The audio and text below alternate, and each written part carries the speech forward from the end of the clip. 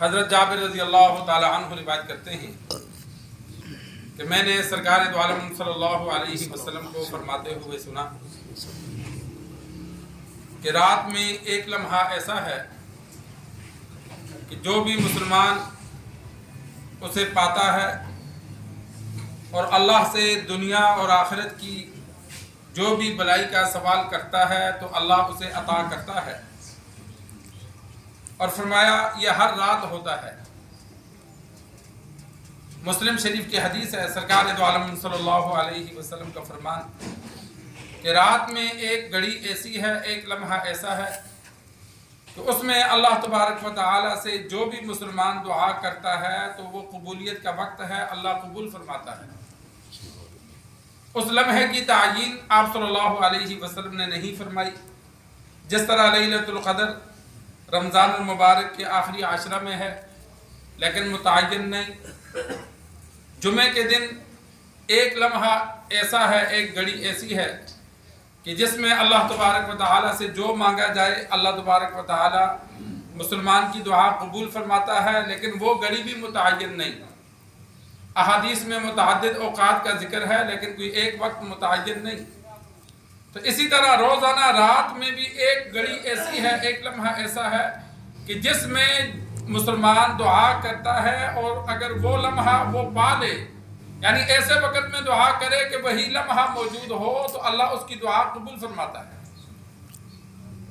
انسان دعا کرتا ہے اور اتفاق سے وہی وقت ہے جس میں اللہ تبارک و تعالی دعاؤں کو قبول فرماتا ہے، تو وہ مسلمان کو فائدہ ہو جائے گا۔ دنیا کی جو دعا مانگی اللہ وہ قبول کرے گا، آخرت کی جو مانگی اللہ وہ عطا کرے گا۔ لمحات کی بات ہوتی ہے، بعض مرتبہ انسان لمحہ ہوتا ہے، دعا کرتا ہے، یقین تو نہیں ہوتا لیکن وہ قبولیت کا وقت ہوتا ہے، اللہ قبول فرما لیتا ہے۔ کئی مرتبہ ایسا ہوتا ہے کہ انسان کے سامنے ایک کام ناممکن ہوتا ہے لیکن دل میں خواہش ہوتی ہے، دعا کر بیٹھتا ہے اور بعض دفعہ اللہ فوراً پوری کر دیتا ہے۔